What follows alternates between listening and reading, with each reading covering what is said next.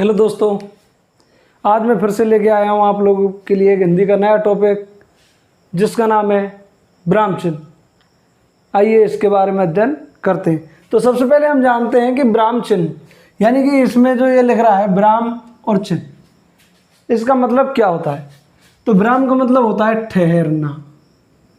ब्राह्म का मतलब होता है ठहरना या रुकना। तो फिर इनका हिंदी में प्रयोग क्यों हुआ, हिंदी में प्रयोग होने का कारण क्या है, तो इसके बारे में हम देखते हैं। तो इसमें हिंदी में प्रयोग होने का कारण है,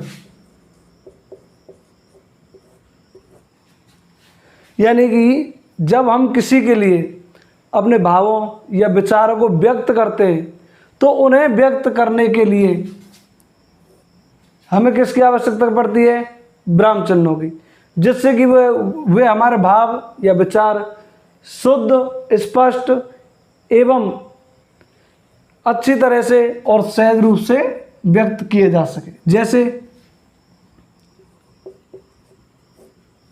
राम, श्याम, मोहन और सोहन विद्यालय जाते हैं, विद्यालय जाते हैं।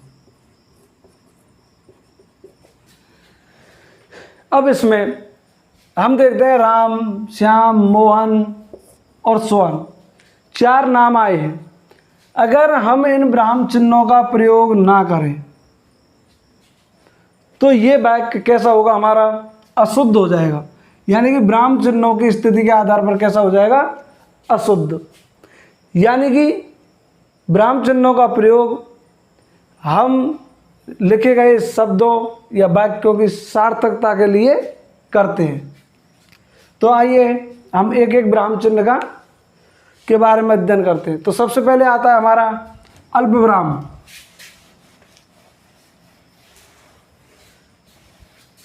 सबसे पहले आता है हमारा अल्पविराम।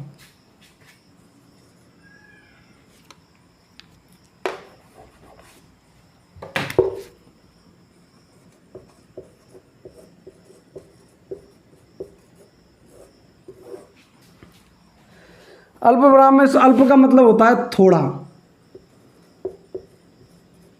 या फिर हम कह सकते हैं कम। यानी कि किसी भी वाक्य को बोलना या लिखने पर जब बहुत कम समय के लिए हमें रुकना होता है तो वहाँ अल्पविराम का प्रयोग करते हैं। जैसे मोहन, सोहन और रमेश पढ़ रहे हैं।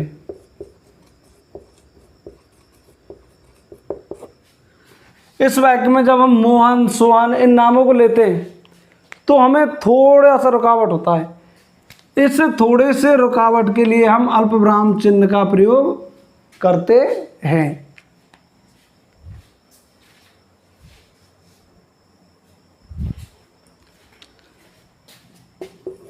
अब इसमें आता है दूसरा उदाहरण, सीता, गीता और मीना नाच रही हैं।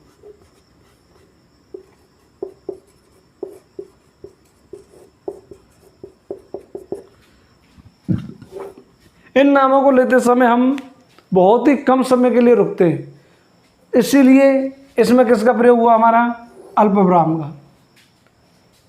इसके बाद आता है हमारा अर्धविराम।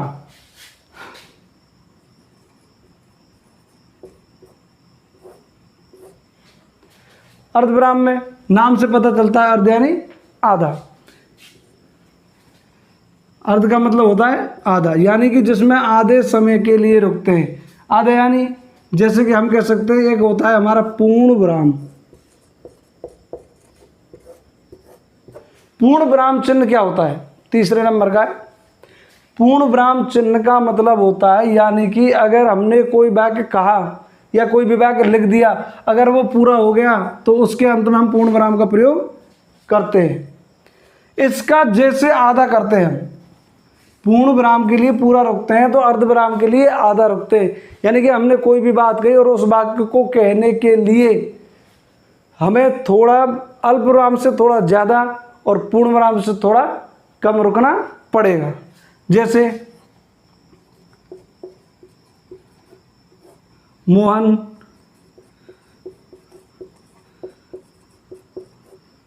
होशियार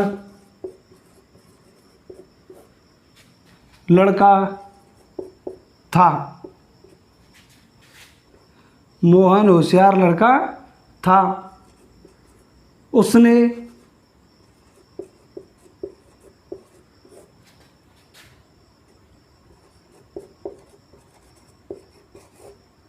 नौकरी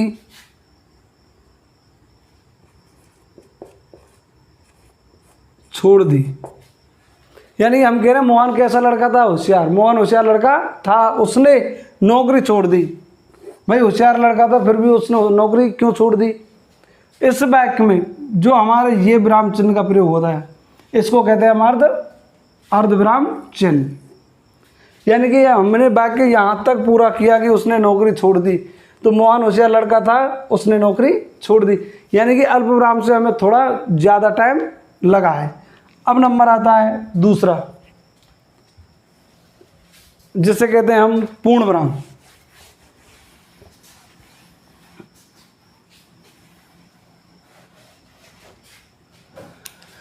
पूर्ण विराम चिन्ह के हमें नाम से पता चलता है पूर्ण। पूर्ण का मतलब होता है पूरा। जब कोई भी कहा हुआ वाक्य पूरा हो जाए तो पूरा होने पर वाक्य के अंत में हम जिस विराम चिन्ह का प्रयोग करते हैं वो होता है हमारा पूर्ण विराम चिन्ह। जैसे सीता गाना गाती है।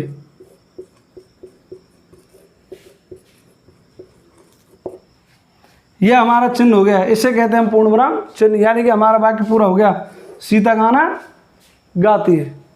दूसरा देखते हैं, बसंती नाच दिखाती है।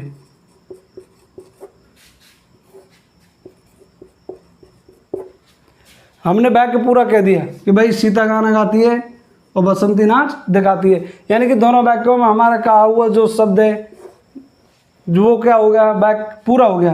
जब हमारा वाक्य पूरा हो गया तो हम वाक्य के अंत में पूर्ण विराम का प्रयोग करते हैं। इसका मतलब ये हुआ कि इसके बाद हमने कोई भी वाक्य नहीं कहेंगे। ये हो गया हमारा पूर्ण विराम चिन्ह।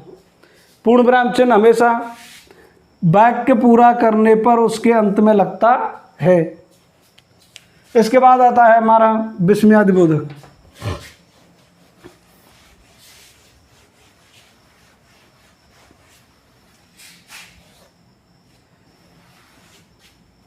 विस्मयादिबोधक क्या होता है?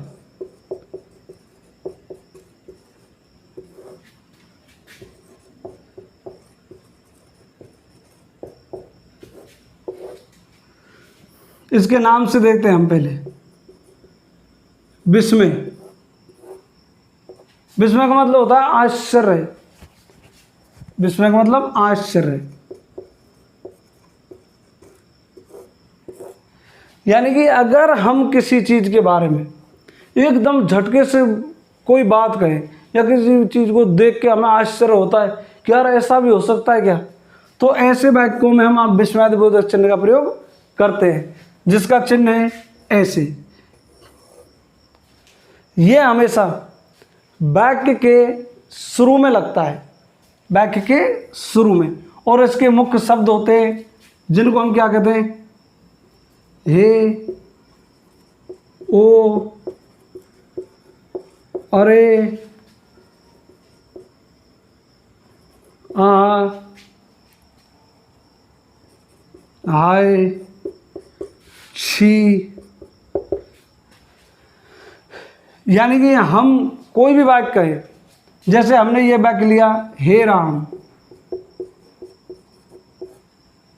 तो ये हमने जब पहला शब्द लिया ये होता है हमारे विस्मयादिबोधक शब्द होते हैं। इनके जस्ट बाद यानी ठीक पहले विस्मयादिबोधक चिन्ह का प्रयोग करते हैं। दूसरा, हमें कोई आदमी दिखा और हमें उसको देखते ही कहते हैं अरे तुम आ गए, यानी कि उसको जैसे देखकर हमें आश्चर्य हुआ, आश्चर्य होते ही हमने कह दिया अरे तुम आ गए। तो इसमें जो जिस सब ये हमारा चिन्ह का प्रयोग हुआ इससे कहते हैं विस्मयादिबोधक चिन्ह। अब इनका प्रयोग जैसे हम विस्मय, आश्चर्य, घृणा, ईर्ष्या, प्रेम, दुख इत्यादि में हम प्रयोग करते हैं। ये होता है हमारा विस्मयादिबोधक चिन्ह। इसके बाद हमारा नंबर आता है प्रश्नवाचक चिन्ह।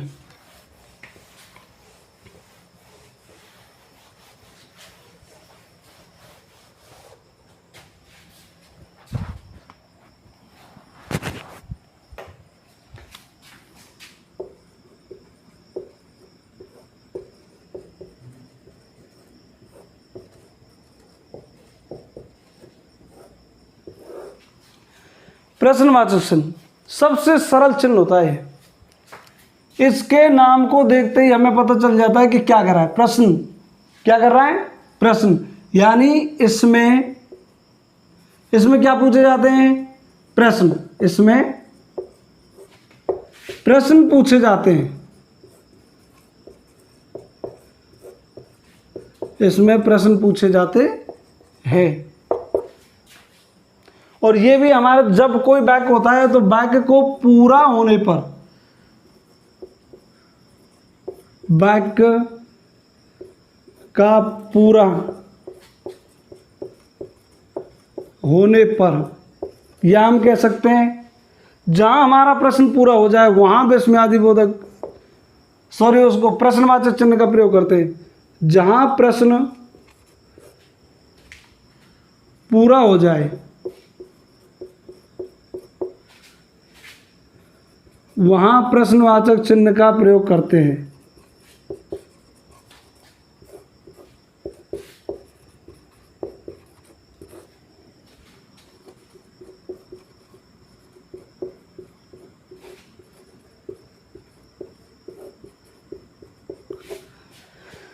जहां हमने प्रश्न पूछा वही प्रश्नवाचक चिन्ह का हम प्रयोग कर देंगे लास्ट में। जैसे कि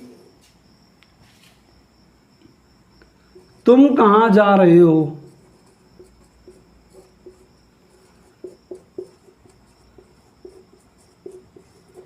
ये हमने पूरा प्रश्न पूछ लिया, तुम कहां जा रहे हो। जैसे ही हमने प्रश्न पूछा तो इसके अंत में हमने क्या लगा दिया, प्रश्नवाचक चिन्ह। जैसे ही हमने प्रश्नवाचक चिन्ह लगा दिया। दूसरा ऑप्शन देखते हैं। इसमें ऑप्शन आया जैसे रमेश आजकल क्या कर रहा है।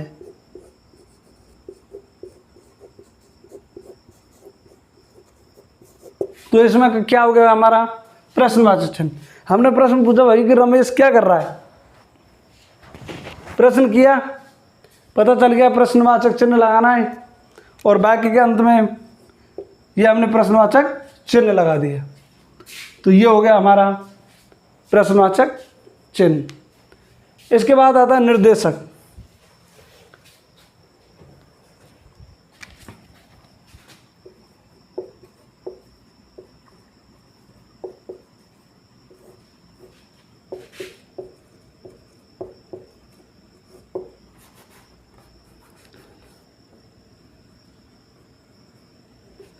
निर्देशक चिन्ह, निर्देशक का चिन्ह का मतलब होता है वाक्य में किसी के भी बारे में यदि बताया जाए या अगर किसी वाक्य के बारे में उदाहरण दिए जाए तो उनको दर्शाने के लिए हम निर्देशक चिन्ह का प्रयोग करते हैं। उदाहरण हो, विशेषता हो, नियम हो। जैसे उदाहरण में हम कहते हैं ये हमने उदाहरण लिख दिया, तो इसके बाद जिस चिन्ह का प्रयोग करते हैं ये होता है हमारा निर्देशक चिन्ह। जैसे किसी चीज़ की हमने विशेषता लिखी तो विशेषताएं लिखने पर इसके बाद हम ऐसे डैश लगाते हैं। ये डैश जो लगाते हैं वो हमारा क्या होता है, निर्देशक चिन्ह होता है। इसमें एक चिन्ह हो रहता है, इसके साथ ही पढ़ाते हैं उसको योजक चिन्ह।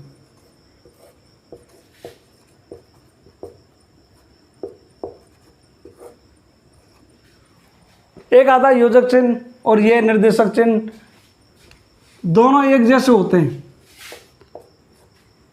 बस दोनों में बिल्कुल फर्क थोड़ा सा होता है। निर्देशक चिन्ह थोड़ा बड़ा होता है और योजक चिन्ह छोटा होता है। निर्देशक चिन्ह, उदाहरण, विशेषता, नियम इत्यादि लिखने पर, जैसे हमने उदाहरण यहाँ लिख दिया, इसके बाद में ये निर्देशक चिन्ह लगाया और फिर हम उदाहरणों को लिखते चलेंगे। हमें किसी की चीज़ की विशेषता लिखनी है तो हमने ये विशेषता लिख दी। विशेषता लिखने के बाद में हमने ये चिन्ह लगाया और उसके बाद विशेषता लिखेंगे 1, 2, 3, 4 मत, यानी कि किसी की चीज़ की जितनी भी विशेषता होंगी सबको लिखेंगे। इसके बाद आता है योजक चिन्ह। योजक का मतलब होता है जोड़ना। योजक का मतलब क्या होता है, जोड़ना। इसको हम कहते हैं दो शब्दों को जोड़ने के लिए जिस चिन्ह का प्रयोग करते हैं उसे हम योजक चिन्ह कहते हैं। दोनों शब्द एक दूसरे के समानार्थी होंगे या फिर दोनों समान महत्व रखते होंगे। जैसे हम कहते हैं जीवन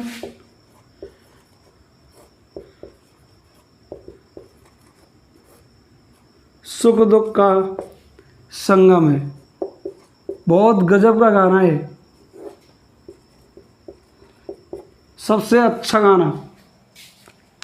तो इसमें जिस चिन्ह का हमने प्रयोग किया है, सुख और दुख दोनों बराबर महत्व रखते हैं, यानी कि दोनों का हम कह सकते हैं कि जोड़ा चलता है, सुख दुख। दूसरा, माता पिता की सेवा करनी चाहिए। माता पिता,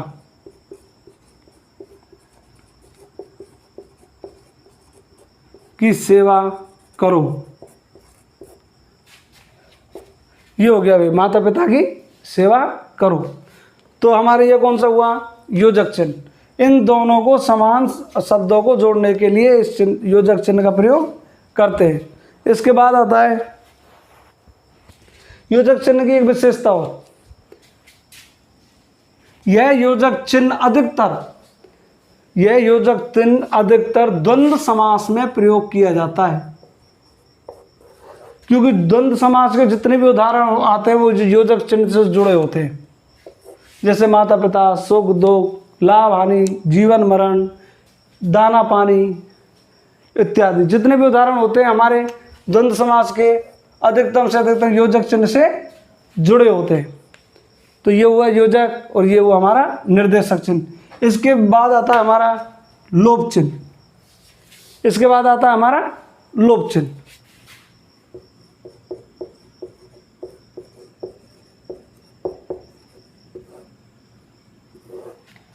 लोप चिन्ह, इन चिन्हों की एक सबसे महत्वपूर्ण विशेषता है, ये सारे के सारे जितने भी चिन्ह हैं, जितने भी हमारे नाम हैं, इन चिन्हों का नाम से पता चल जाता है।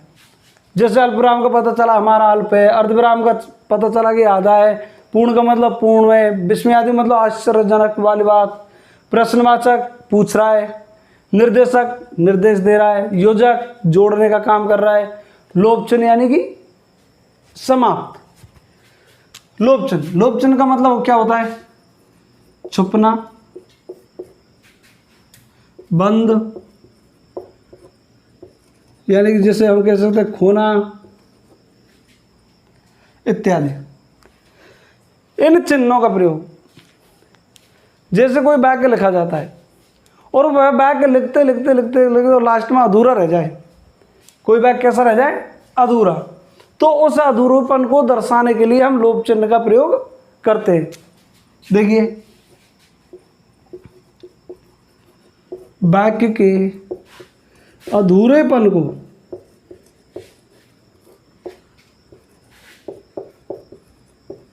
दर्शाने के लिए लोप चिन्ह का प्रयोग किया जाता है।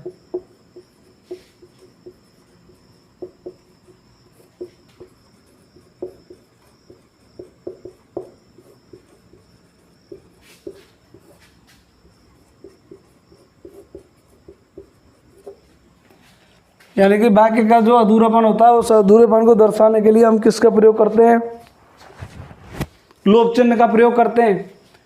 अब अधूरापन कैसे होता है, उदाहरण देखते हैं। पहला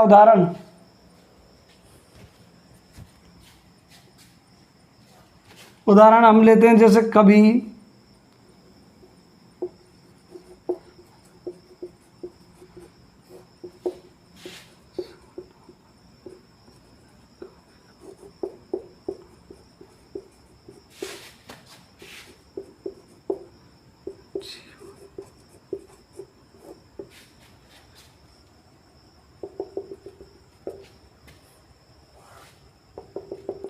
ये हमारा उदाहरण हो गया।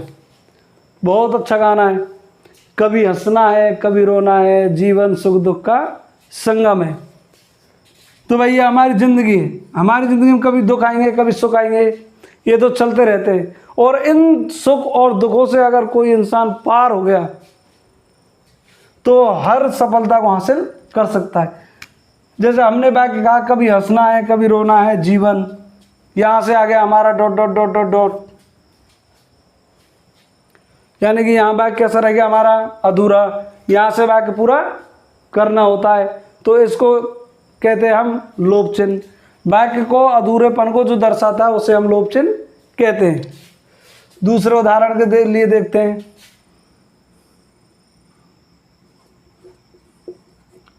तुम मेरी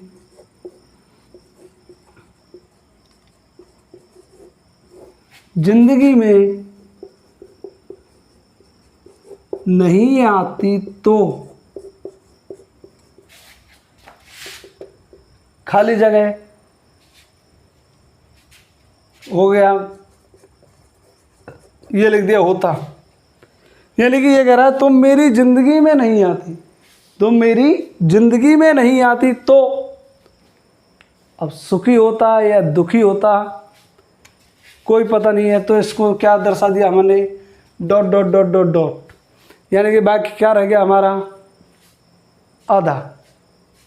आ गया समझ में? आप इसका स्क्रीनशॉट ले सकते हैं।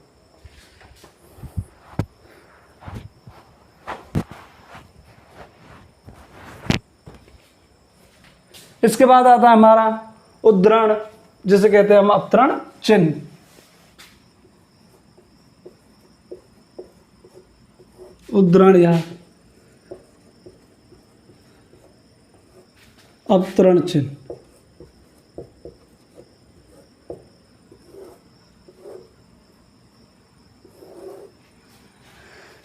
इस चिन्ह का प्रयोग, उद्धरण चिन्ह का प्रयोग किसी की कही हुई बात को ज्यों का त्यों दर्शाने के लिए प्रयोग किया जाता है। जैसे किसी की कही हुई बात को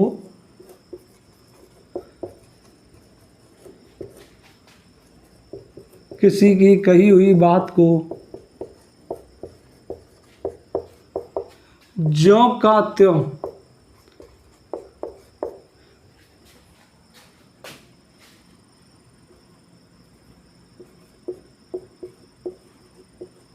लिखें तो, भाई किसी की कही हुई बात को ज्यों का त्यों लिखे तो उद्धरण चिन्ह का प्रयोग किया जाता है।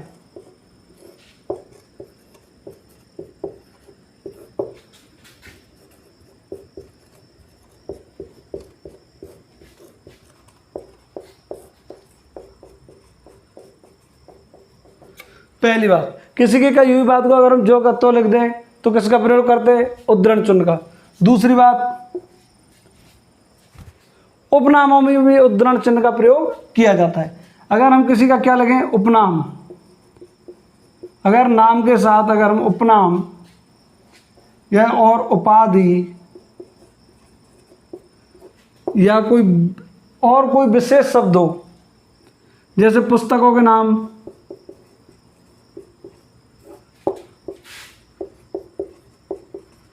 ग्रंथों के नाम,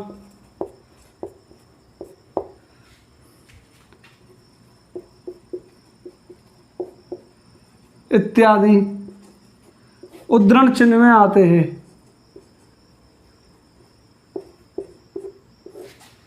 ध्यान से समझना भाई।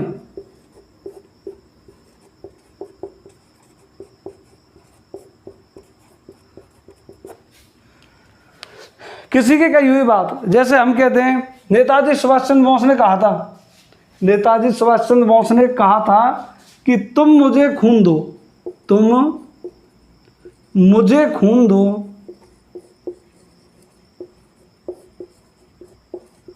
मैं तुम्हें आज़ादी दूंगा।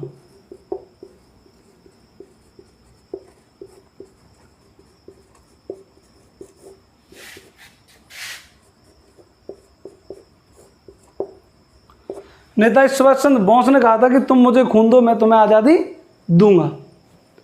ये वाक्य कहे थे नेताजी सुभाष चंद्र बोस ने। तो इनको दिखाने के लिए हम किसका प्रयोग करते हैं? उद्धरण चिन्ह, जिसको कहते हैं 66-99 उद्धरण चिन्ह का प्रयोग किया जाता है। किसी भी बात को अगर ज्यों का त्यों लिखें तो याद रखना हमारे दो चिन्ह हैं, पहला है सिंगल इन्वर्टेड कोमा और दूसरा है डबल इन्वर्टेड कोमा। अगर किसी की कही हुई बात को ज्यों का त्यों लिखना है तो डबल इन्वर्टेड कोमा का प्रयोग करेंगे। ध्यान से समझना, किसी की कही हुई बात को अगर ज्यों का त्यों लिखा जाता है तो हम डबल इन्वर्टेड कोमा का प्रयोग करेंगे। और अगर जैसे किसी के उपनाम कह दें या फिर जैसे किसी की कविता लिख दें, जैसे कामायनी, ये पुस्तक का नाम लिख दिया और यहाँ आएगा हमारा single inverted comma. Kamayani Jaishankar Prasad की रचना है।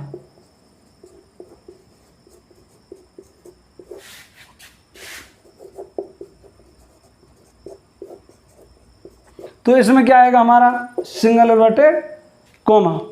याद रखना, आप इसका स्क्रीनशॉट ले सकते हैं। कोष्टक चिन्ह,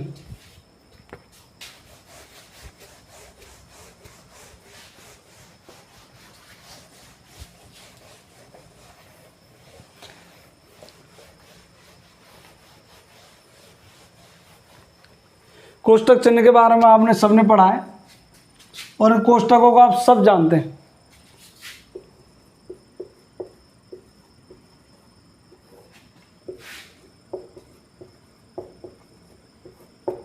इन कोष्टक चिन्हों का प्रयोग कहाँ किया जाता है? तो हमारे सबसे पहले देखते हैं हम 3 प्रकार के कोष्टक होते हैं। पहला छोटा कोष्टक, दूसरा जिसे हम कहते हैं मझला कोष्टक, और तीसरा हमारा होता है बड़ा कोष्टक। पहला छोटा कोष्टक, दूसरा मझला, तीसरा बड़ा कोष्टक। इन दोनों कोष्टकों का प्रयोग अधिकतर किस में किया जाता है? गणित में। इन दोनों कोष्टकों का प्रयोग अधिकतर किस में किया जाता है? गणित में किया जाता है। हिंदी में अधिकतर किसका प्रयोग करते हैं हम? छोटे कोष्टक का।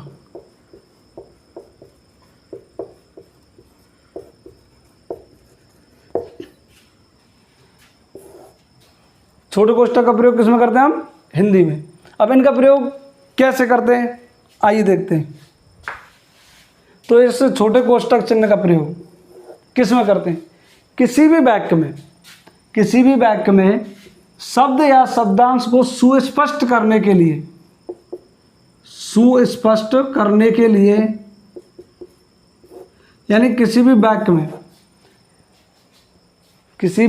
शब्द या शब्दांश को सुस्पष्ट यानी अच्छी तरह से दिखाने के लिए, स्पष्ट रूप से दिखाने के लिए इस कोष्टक का, छोटे कोष्टक का प्रयोग करते हैं।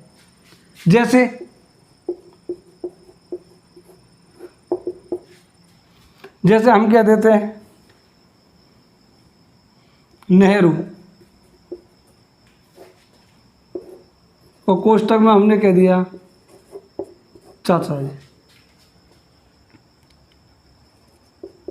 भारत के प्रथम प्रधानमंत्री थे।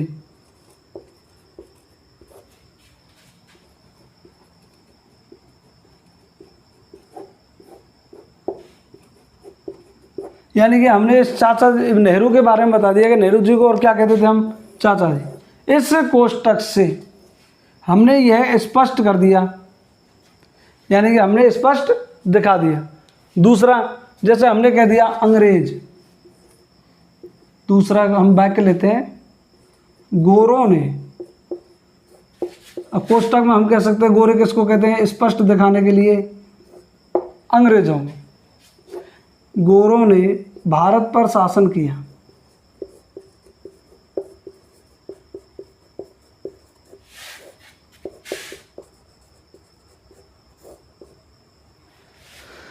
गोरों ने भारत पर शासन किया, इसको स्पष्ट कौन दिखा रहा है, ये इन्वर्टेड कोमा, छोटा कोष्टक। इससे पता चल रहा है वो गोरे किसको कहा जा रहा है, अंग्रेजों को। गोरे किसको कहा जा रहा है, अंग्रेजों को। तो इस प्रकार ये हमारा कोष्टक चिन्ह हुआ। इसके बाद आता है हमारा तुल्यता सूचक चिन्ह।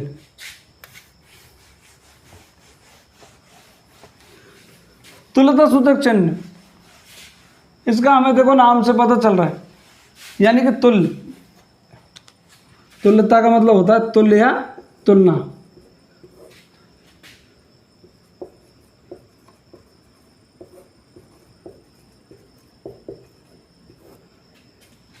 ये नाम से जिससे हम कहते हैं तुल्य या फिर तुलना,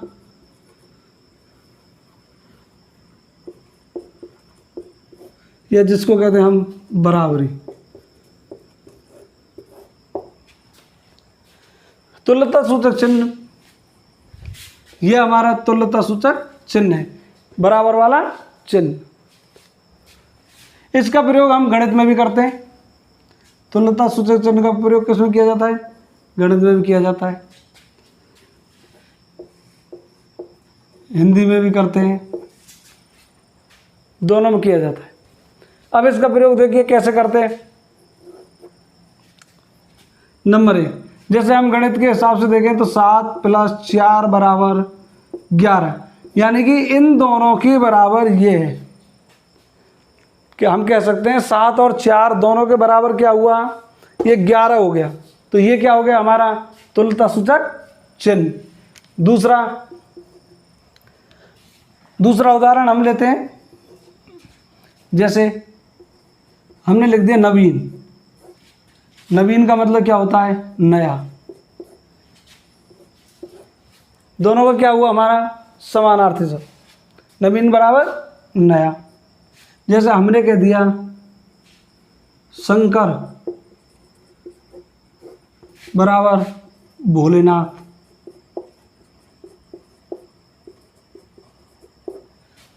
या कह सकते हैं महादेव।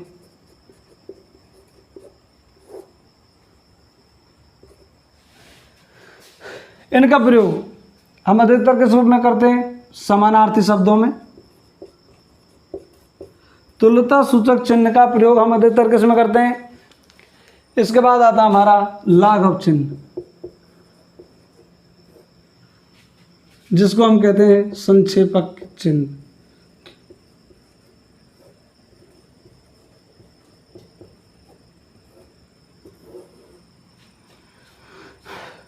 इसका हमारा चिन्ह होता है ऐसे, छोटा 0, बिल्कुल छोटा सा।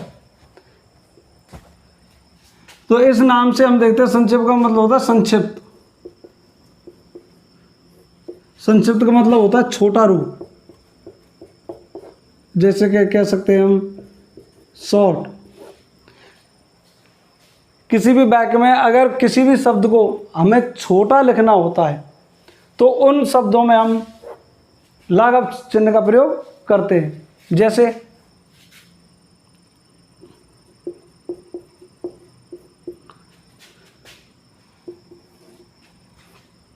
जैसे पंडित जवाहरलाल नेहरू।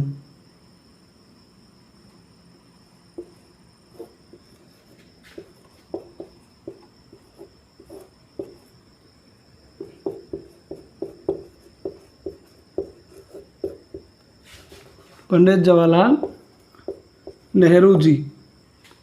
तो इसको हम नाम को अगर शॉर्ट करेंगे तो पंडित के पीछे हमने कह दिया भाई ये शॉर्ट हो गया पंडित जवाहरलाल और नेहरू। इससे हमें पता चल गया पैसे पंडित जय थे जवाहरलाल, ने थे नेहरू। दूसरा उदाहरण,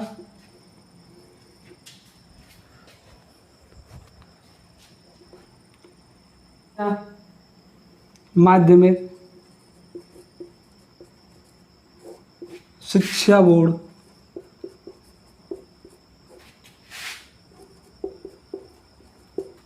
अजमेर। तो इसका संक्षिप्त कैसे करेंगे? माध्यमिक शिक्षा बोर्ड अजमेर। ये हो गया इसका शॉर्ट रूप। यानी कि नाम को हम शॉर्ट रूप में दर्शाने के लिए इस लाघव चिन्ह या संक्षेप चिन्ह का प्रयोग करते हैं। इसके बाद आता है हमारा समाप्ति सूचक चिन्ह।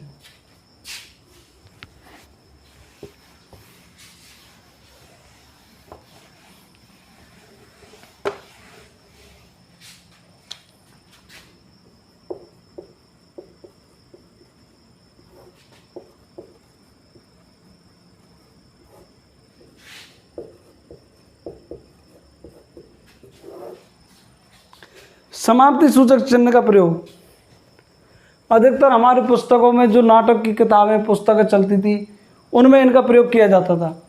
जब भी वो नाटक है या फिर कोई कहानी होती है, उसके लास्ट में लिखा होता था पर्दा गिरता है, पर्दा गिरता है। हमने सबने कहानी और किताबें पढ़ी होंगी, उसके लास्ट में लिखा होता है पर्दा गिरता है। पर्दा गिरता है, इसका मतलब हो गया कि वह कहानी समाप्त। वह कहानी जब समाप्त हो गई तो उसमें किस चिन्ह का प्रयोग करें हम? समाप्ति सूचक चिन्ह का। इसको ऐसे दर्शाते हैं। ये हो गया हमारा समाप्ति सूचक चिन्ह। दूसरा, ऐसे भी इसका प्रयोग करते हैं। जैसे कि हमने कोई कहानी ली और कहानी जैसे ही खत्म होती है, जैसे हमने ले ली शेर और चूहा की कहानी ली, और उसमें लास्ट में होता है दोनों खुशी से झूमने लगे। ये लास्ट वाक्य होता है उसका,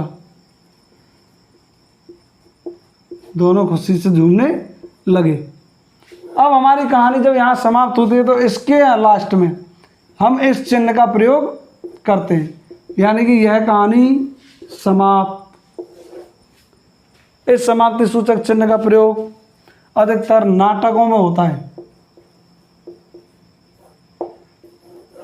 जितनी भी नाटकों की किताबें होती हैं, उनके लास्ट में जब हम ये लिखा होता है पर्दा गिरता है, उसके बाद में समाप्ति सूचक चिन्ह का प्रयोग किया जाता है। तो आपके आज ये जितने भी चिन्ह हैं हमने अच्छी तरह से समझाए, और मैं मानता हूँ आपकी भी अच्छी तरह समझ में आए होंगे। आप इसके स्क्रीनशॉट ले सकते हैं। और मैं आपसे कहना चाहता हूँ कि वीडियो को लाइक, शेयर और सब्सक्राइब जरूर करें। थैंक यू, धन्यवाद, राम राम साहब।